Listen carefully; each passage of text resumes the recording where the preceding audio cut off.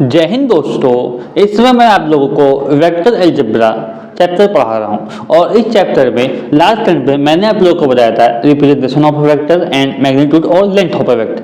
जैसा कि मैंने आप लोगों को पहले कहा था कि वेक्टर अलजेब्रा में सारी क्लासेस एक दूसरे से इंटरकनेक्ट होती हैं। अगर जैसे कि जो आज मैं आप लोगों को पढ़ाने जा रहा हूँ टाइप्स ऑफ वेक्टर, तो जो जिसने लास्ट टर्म की क्लास देखी होगी उसी को ही समझ में आएगा, जिसने नहीं देखी होगी उसको कुछ भी पढ़ नहीं पड़ेगा, क्योंकि यहाँ जो भी मैं आप लोगों को टाइप्स लिखा है ये सब लेंथ से ही कनेक्ट होते हैं, लेंथ और मैग्नीट्यूड से इंटरकनेक्ट होते हैं।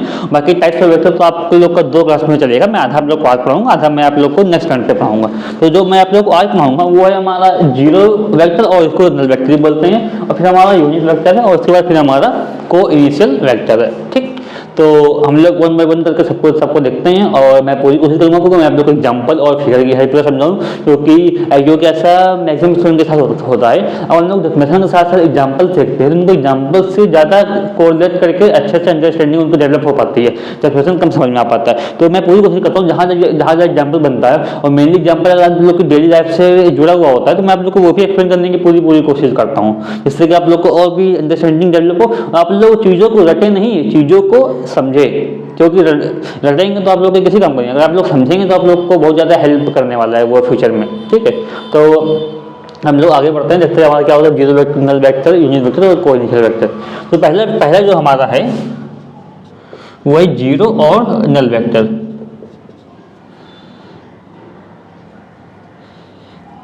जीरो और नल वेक्टर, इसको हम जीरो वेक्टर ही बोलते हैं, इसको हम लोग नल वेक्टर ही बोलते हैं। अब वैसे कि आप लोग को इसको डेफिनेशन याद करने में ज़्यादा प्रॉब्लम नहीं फेस करनी पड़ेगी, क्योंकि इसके नेम से ही लिंक है। अब जीरो वेक्टर क्या होता है? अब अ वेक्टर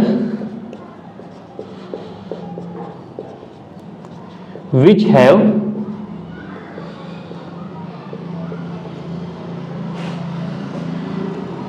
यह बोलते which magnitude is zero, which magnitude और लेंथ, इसको हम लोग लेंथ भी बोल सकते हैं, is zero is called zero vector, या फिर इसको नल वेक्टर ही बोल देंगे, इज कॉल्ड जीरो वेक्टर। देखिए कितने सिंपल डेफिनेशन है। जीरो है तो इसका मतलब नाम से क्लियर हो रहा है कि उसमें कोई ना कोई चीज तो जीरो होगी, तो इसका मतलब कि हमने इसमें वेक्टर इसकी जो लेंथ है मैग्नीट्यूड है उसी को हम लोगों ने जीरो कर दिया।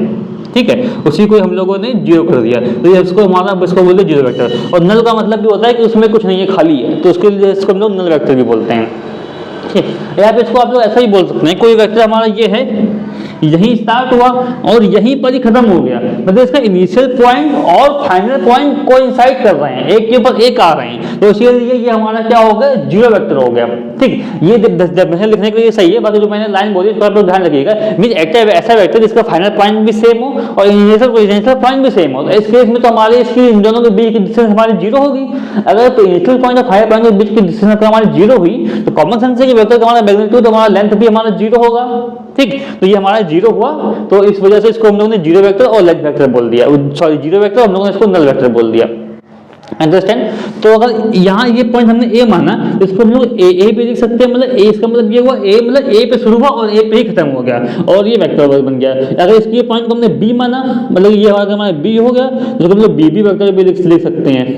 तो देखा आपने कितना बिल्कुल सिंपल था, मतलब एक ही पॉइंट पे शुरू हुआ, एक ही पॉइंट पे खत्म हुआ। अगर इसका मतलब इनिशियल पॉइंट और फाइनल पॉइंट अगर इसका सेम ना हो, मतलब इनिशियल यहाँ हो और फाइनल बिल्कुल जस्ट बिल्कुल बगल में यहाँ हो, लेकिन इसके बीच की कुछ ना कुछ तो डिस्टेंस हो गई ना, ये जीरो तो हमारा हुआ नहीं है। अगर जीरो नहीं हुआ उसको हम जीरो वेक्टर नहीं बोल पाएंगे, और लेंथ जीरो होने के लिए दोनों पॉइंट को एक के बिल्कुल एक के ऊपर एक आना पड़ेगा, तभी जाके उसकी लेंथ जीरो होगी, और लेंथ जीरो होगी, इसलिए इसको हम लोग जीरो वेक्टर बोलेंगे। अंडरस्टैंड? जीरो वेक्टर क्या होता है और क्यों बनता है? क्योंकि इनके इनिशियल पॉइंट और फाइनल पॉइंट की पोजीशन सेम होती है, वो कोइंसाइड करते हैं। ठीक है, तो ये आप लोग को समझ में आ जाएगा। बाकी मैं आप लोग को अच्छा बताने जा रहा हूँ कि हमारा यूनिट वेक्टर क्या होता है।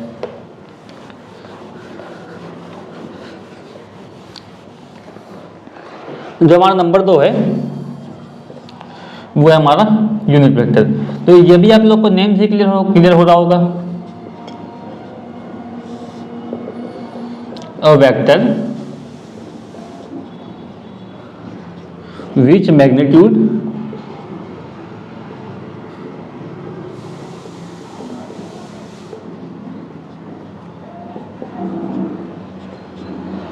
इज 1 यूनिट इज कॉल्ड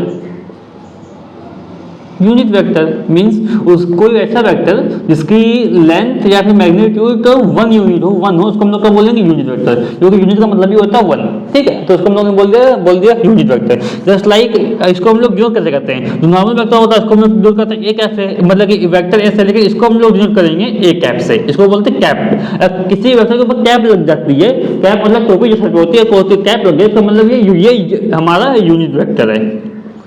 ठीक है, ये हमारा क्या है, यूनिट वेक्टर हमारा हो गया कैप लगते ही। ठीक, तो इसका मतलब ये हुआ कि ये पॉइंट ए था, ये पॉइंट बी था। ठीक, तो इसके बीच की ए और बीच की डिस्टेंस हमारी कितनी हो गई, 1 यूनिट हो गई है।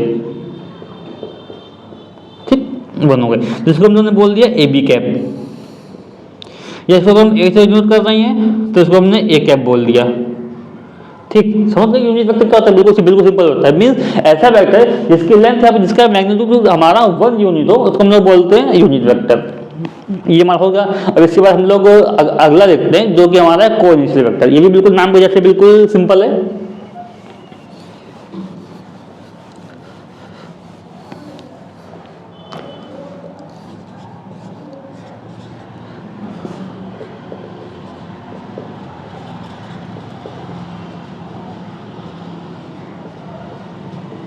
ये हमारा क्या है, ये हमारा कोइनिशियल वेक्टर हो गया हमारा ये। अंडरस्टैंड। अब देखते हैं इन नाम से ध्यान देना है। को का मतलब साथ, को हमेशा साथ के लिए रखता है, जो कि मतलब साथ में हो, सेम हो, और इनिशियल मतलब जहां से शुरू हो। मीन्स और means those vector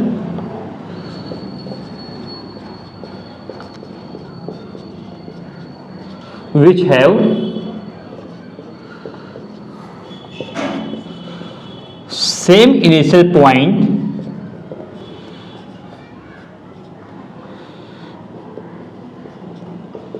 is called unit vector, sorry coinitial vector.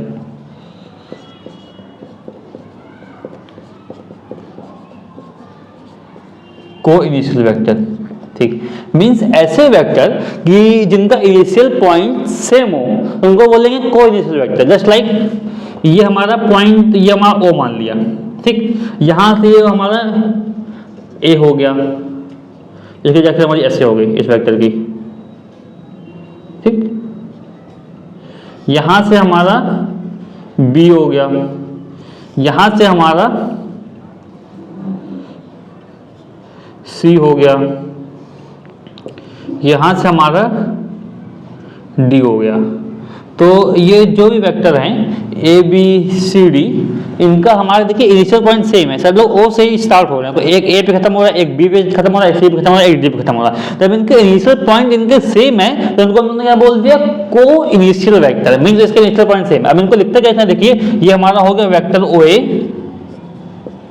Vector O B, vector O C, vector OD. देखिए अब इसके जो स्टार्टिंग पॉइंट है सबका फर्स्ट अल्फाबेट सेम आ रहा है, तो कॉमन सेंस है कि ये वेक्टर हमारे एक ही जगह से स्टार्ट हुए होंगे। तो अब आप लोग ये देख के भी बता सकते हैं कि ये सब हमारे वेक्टर कौन से, सब हमारे वेक्टर कोइनिशियल वेक्टर है हमारे ये सब। ठीक, तो ये सब हमारे कौन से हो गए, ये सब हमारे कोइनिशियल वेक्टर हो गए। या आप लोग इनको देख के भी अच्छे से बता सकते हैं कि ये हमारे कोइनिशियल वेक्टर है। तो आप लोग को क्लियर हो गया नाम से। ये मैंने आप लोग को इसके भी टाइप्स ऑफ वेक्टर के भी आप लोग को एक क्लास और होगी, उस क्लास में और भी कुछ टाइप्स है जो just like negative vector, equal vector, parallel vector, तो वो भी मैं आप लोग को क्लियर करूंगा। और जैसे मैंने यहाँ पे फिगर बनाया एग्जांपल दिए, वैसे वहाँ मैं आप लोग को फिगर और एग्जांपल बना के दूंगा। बाकी उम्मीद करता हूँ कि आज मैंने आप लोग को जो कुछ पढ़ाया वो आप लोग को अच्छे से समझ में आया होगा। बाकी अगर आप लोगों को कोई भी डाउट हो तो मुझसे आप कमेंट सेक्शन में डाउट से वो पूछ लीजिएगा। अगर आपको हमारा वीडियो पसंद आया तो आप लोग लाइक शेयर सब्सक्राइब करना ना भूलिएगा। मिलते हैं नेक्स्ट वीडियो में, धन्यवाद।